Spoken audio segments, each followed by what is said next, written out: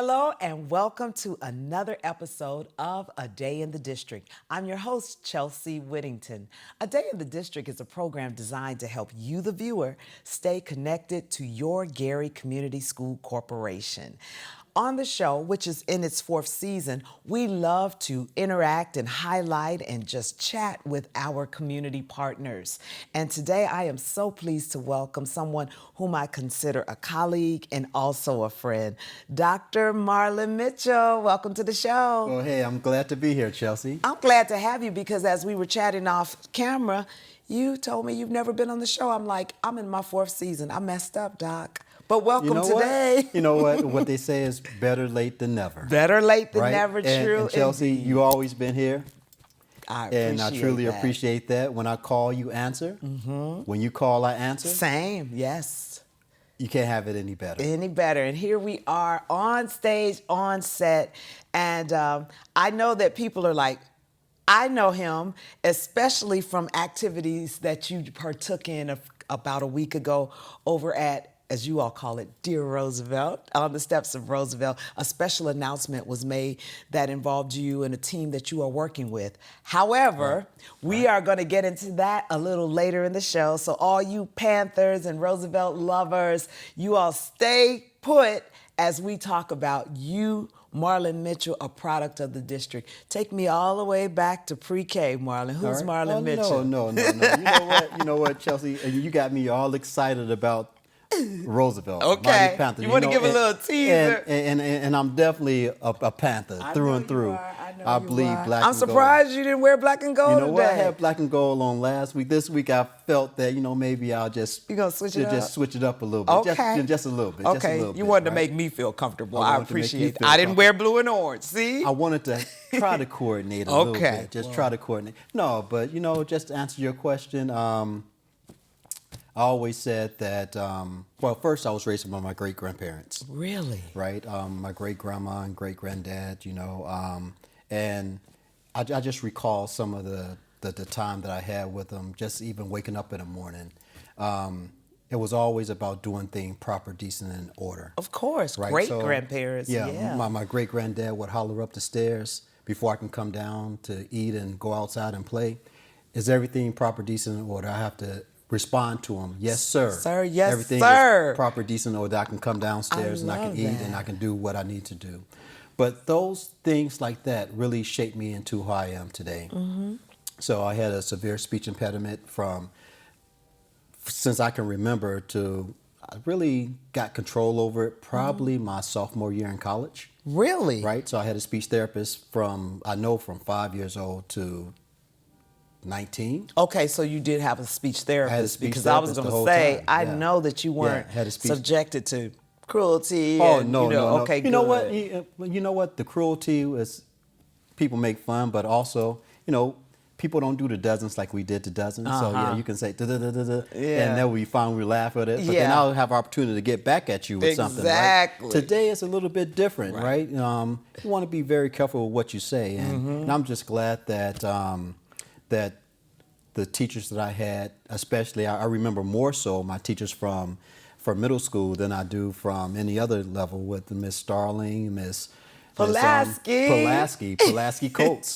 Pulaski Oh, Coates, she's right? gonna love Miss this. Smith, Miss, oh man, I can just go on and on. At that time, Mr. Jones, not Mr. Jones, Mr. Williams, and just all these folk that really helped shape who I am. Yeah. And then to still have them in my life today. Yes, that's right? the beautiful thing. So as I went to Roosevelt, and I think about Mr. Jones, the principal there, Miss Bush, Miss Ella Bush, that's who really planted the seed in the work that we're doing today that we're going to talk about in a little bit. In a little bit about We're going to talk about it in a little bit. Yes. She planted that seed and what could happen. Yes. Right? And then I can talk about my coaches, my track coaches, Coach Cam, and all those. What Coach kind of Campbell student were that. you at Roosevelt?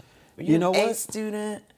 I wouldn't say that I was an A student, but I held my own. Okay. I graduated and I was in the top 10 of the class. Yeah. I think the valedictorian was Alonzo Brumfield. Salutatorian was Dr. Roland Walker.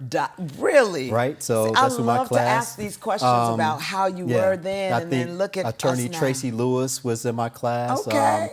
So I can go on and on with how many of the great folk who are still contributing in the city today that were in my class. But it was more about family than anything else, and we all supported one another in whatever we were doing. And believe it or not, you say what kind of student I was.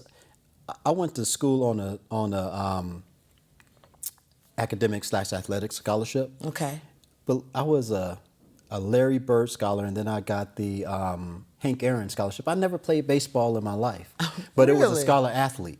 Okay. So these for scholar athletes. So it just kind of covered the gamut. Right, it covered the gamut. I was a recipient, and also Roland Walker was also a recipient of that particular scholarship. And then, of course, matriculated on to Indiana University in Bloomington. Okay, so with the Larry Bird, you didn't have to go to Indiana State. I didn't have to go to Indiana State. Okay. There was 2 scholarships. They were scholar athletes, and I did my thing in track and field. Ran the 400. They call that a real man's race. Oh, really? Because it really makes your butt hurt, Chelsea. It does. When you come across that curve, it really you're hurting. Well, the good news is that Roosevelt had such a track record, no pun intended, of being amazing in track. Yes, for year 10, after 11 year, year after year, right? We had some of the best teachers, and the best administrators in the city of Gary. I can't even say just Roosevelt, right? West Side, Horseman, Wirt, Lou Wallace. We just had the best of the best. And I would like to say that we still have the best of the best here in Gary. I think that sometimes we don't believe that we are. I'm so glad that you were able to come and chat with us, because as we get deeper into this conversation, I know that you talk about where you started. A lot of that also has bearing on your career. So before we get out of here with our first segment, we got about a minute left. Talk to me about what happened at Roosevelt that made you pursue the degrees that you did. Okay, what happened at Roosevelt is that there was just always an expectation of excellence. Okay. Right? So if you weren't going to do it right, then don't even do it, right? So that was preached at home, but then it manifested itself at school. So we were just trained, and we were indoctrinated into what it meant to be a Panther, what it meant to be pride, what it meant to be black and proud, what it meant to be a black proud person who was also academically and intellectually inclined. Great. And so that just resonates, and that feeds the spirit, it feeds the soul. And it shows itself in everything that shows itself with me, with everything that I've done since. Absolutely. When we come back, we're going to talk more with Dr. Marlon Mitchell. We're going to find out where his career path took him, and then we'll talk about what's happening at Roosevelt. Stay right there. Oh, beautiful for heroes proved in liberating strife, who more than self their country loved, and mercy more than life.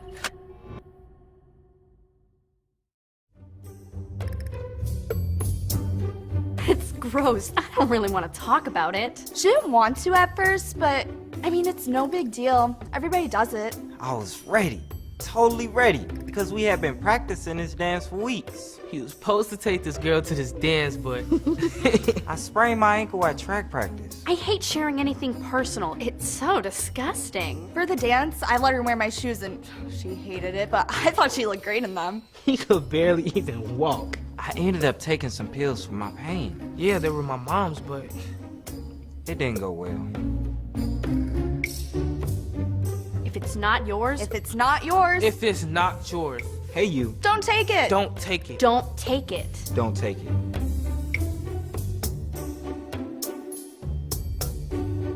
You won't believe what happened next.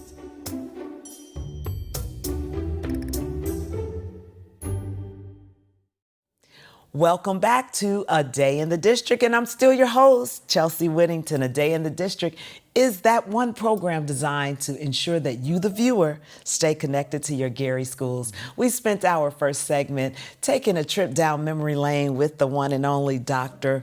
Marlon Mitchell. And Marlon, we talked about your formative years. We both know well how amazing the administrators, teachers, staff were and are in the Gary Community School Corporation, which I know catapulted you into a successful career. So when we were on break, I said, okay, get your resume and your mental, because like you and like me, we have twists and turns in our careers, but we were always prepared for it. But before I ask you about that, when you got to college, I had this feeling. Did you have the feeling that I'm prepared, I'm ready to go? I can compete with anybody in this classroom. I can sit up front, raise my hand, because I knew I was ready. You know what? To answer your question, yes. Uh-huh. And there was a lot of things that prepared me for that. For one thing, I was a trio student. Okay. I did Upper Bound and at Purdue. Nice. And then I went on the groups program at IU. IU groups. Right. So, and those programs prepare you for the next level. And so when I had my first class, I was prepared. Okay. You know, but check this out though. Listen to this. I had the Teleferros, Miss Teleferro and Coach Teleferro in high school. My first semester, I took a social work class. Okay. And who was my professor? Not Teleferro. Wait. Wow. Which Teleferro am I talking about? Is Gina? I don't know. No, Gina's No, my age. no, the brother that went to the pros. Oh my goodness. Can you give me his You name? giving me Roosevelt trivia here? Roosevelt trivia. As a cougar? Right. I'm so gonna get so an F. there was two brothers. There was George and Claude Teleferro. I had the pleasure of having both of them. Wow. And in my social work class with Mr. Teleferro, she shared with me of him being the first drafted into the NFL by the Chicago Bears and all that. But one thing I took away from that class more than anything else, he told me that everyone has worth and value.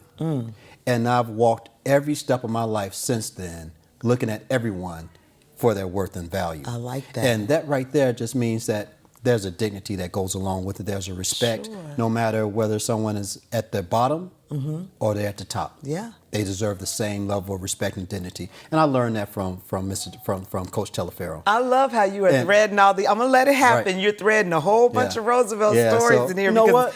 they're ready to hear this news, but I'm not ready to share. It's definitely about Roosevelt. No, but when I went, I thought I always wanted to be a kindergarten teacher. Okay. Believe it or not. Which is a very noble profession. And Shout so- out to Miss Lyles, Right. Ernie Pyle. Right. And all of my friends that I went to school with, they were applying for the business school. Okay. So what did I do? You applied for the business I applied to the business school. Not all my friends, I was one that got accepted. Okay. Right? So I ended up going into business and computer information systems, and it was myself and I guess another Panther, Elijah Neal. Okay, and, I know Elijah. We were the one and first two graduates in that program. Wow. From Indiana University, Bloomington. Wow. Right? And then left and did my thing at IBM and realized that, again, came back to my mind, everybody has worth and value. I didn't feel that I was really doing what I was supposed to be doing. I didn't feel like I was fulfilling my purpose. Gotcha. In corporate. But did it great. IBM was Did great. huge. Yeah, I was at IBM Still New York, is. got transferred to IBM Chicago, and realized that, you know what? This is not where I was supposed to be. Okay. So I went back to school. Okay. And got my master's in instructional technology and educational psychology. Ooh. And came out.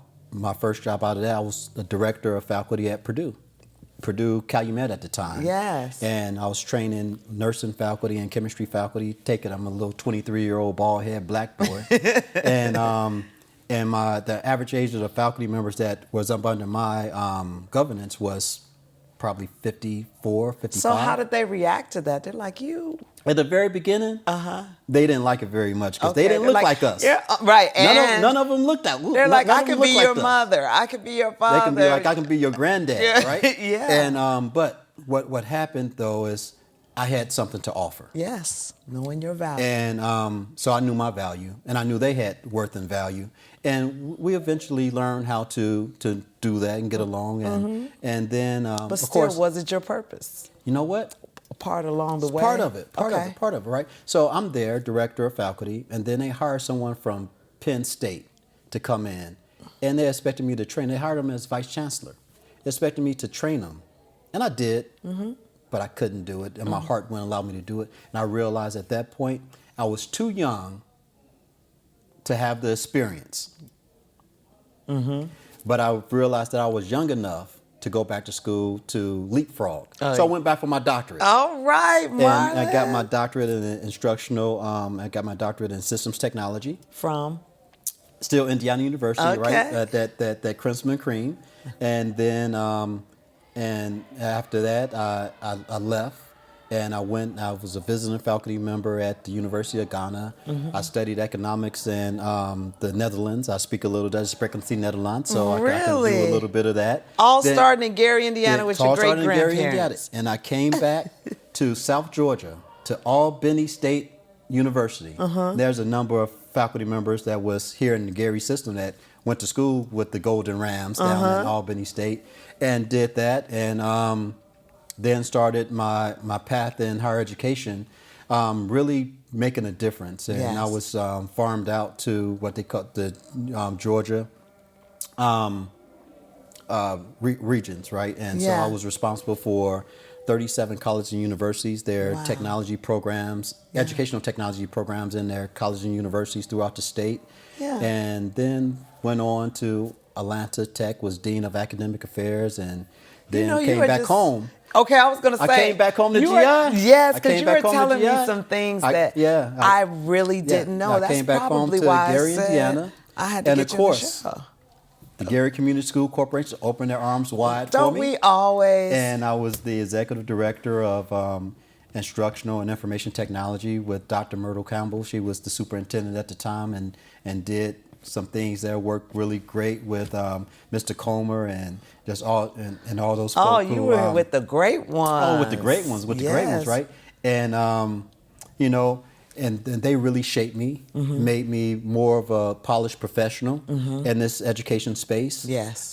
Did some really great work, and then I got tapped on the shoulder to go to Indiana Wesleyan. Okay. And at Indiana Wesleyan, I was regional dean. I was responsible for 23 campuses around the state, Ohio, north of Indianapolis, and south part of the Chicago area, and did that, and then became campus president of Ivy Tech Community College here in Gary. Okay, so we're going to stop here at Ivy Tech because, wow, what a resume. And we are headed into our final segment where after we hear the rest of your tenured positions and all of your experience, we're going to talk about what's going to happen at Roosevelt very soon. You stay right there and we will be right back. When you join the Army, the first thing they teach you is how to get in line. Not exactly the same in high school. When I enrolled in Westside Leadership Academy and joined ROTC, the first thing I learned was respect. Not just for God and country, but for myself. Gary Schools, strong, resilient, built for education.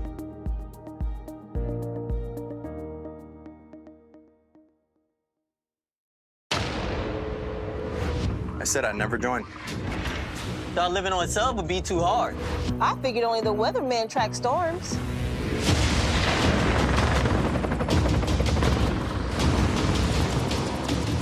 I said my job wouldn't matter. Never knew how strong I was. I never thought this would be my commute.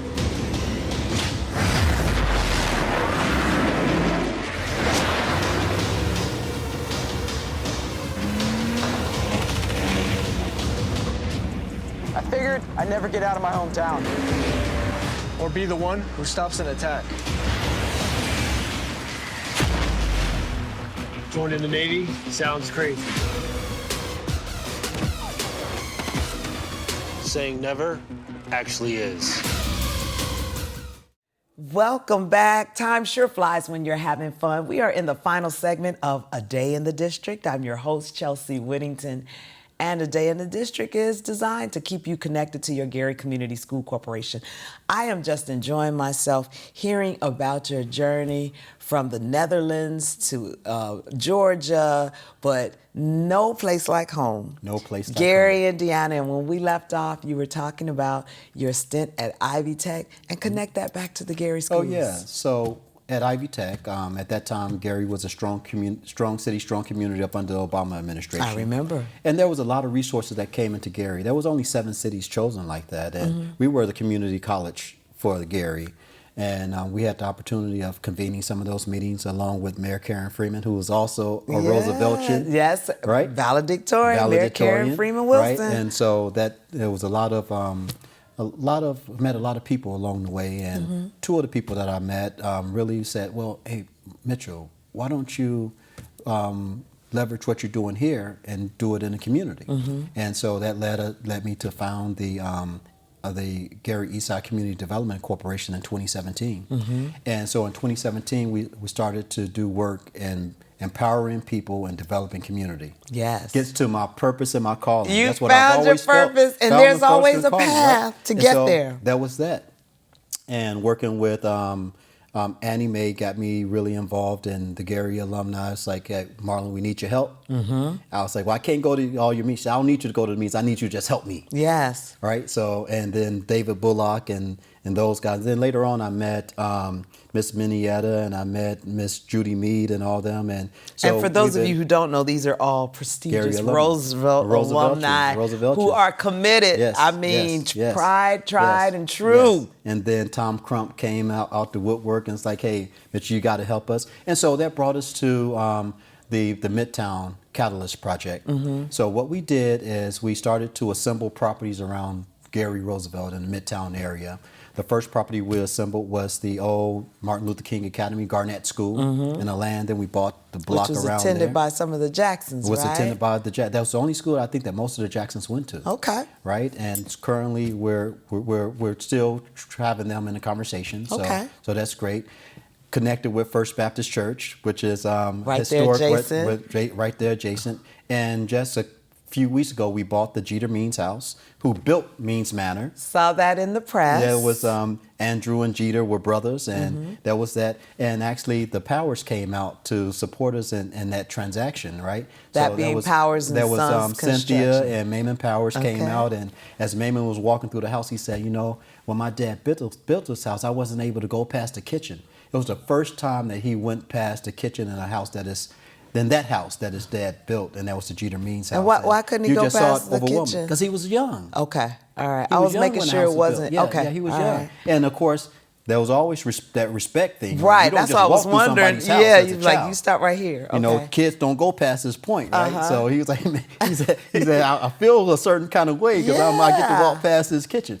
But the house is beautiful. Okay. And that's that. And then the next week, we were blessed with the honor of being recognized as, having Roosevelt recognized as one of the 11th most endangered sites by the National Trust. Yes. And what that means, that's Yes. a national Tell us recommendation what that that has means. international promise, right?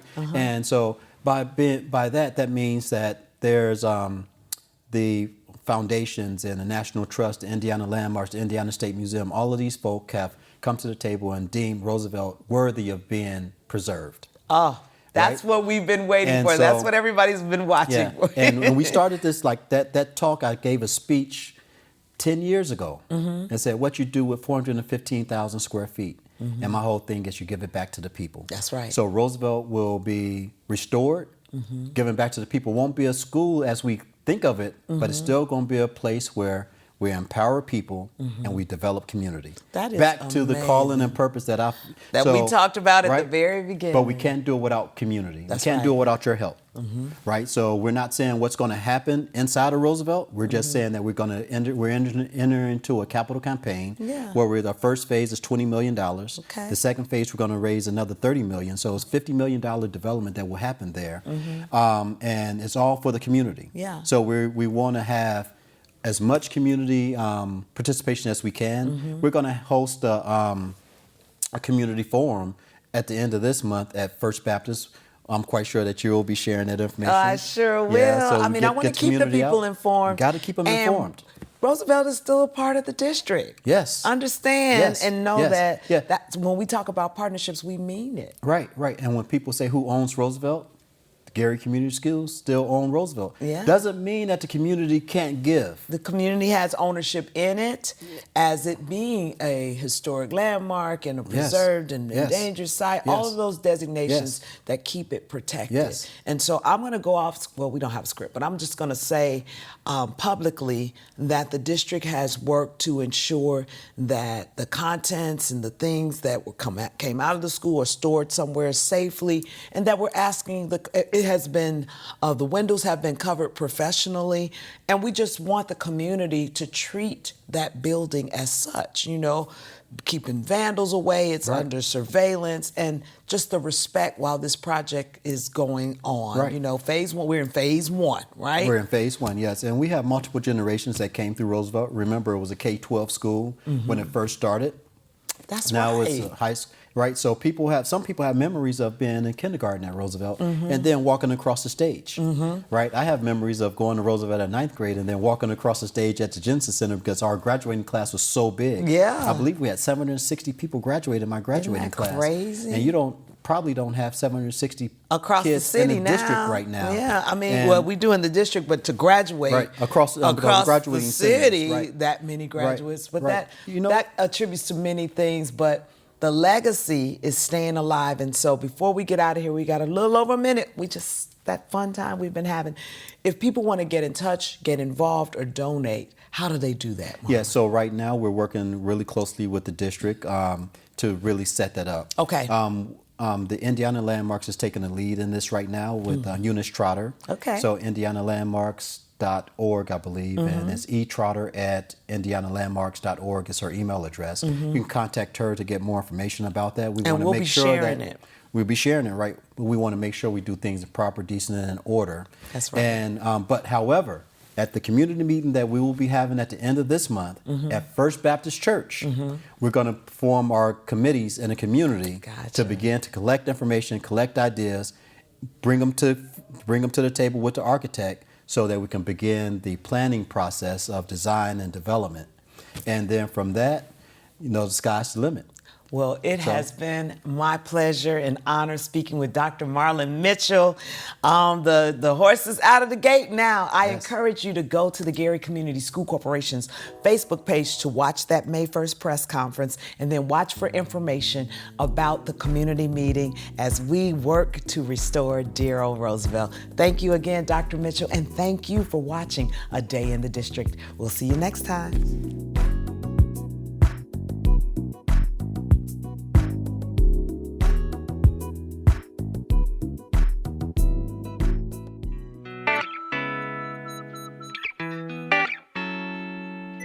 WSTG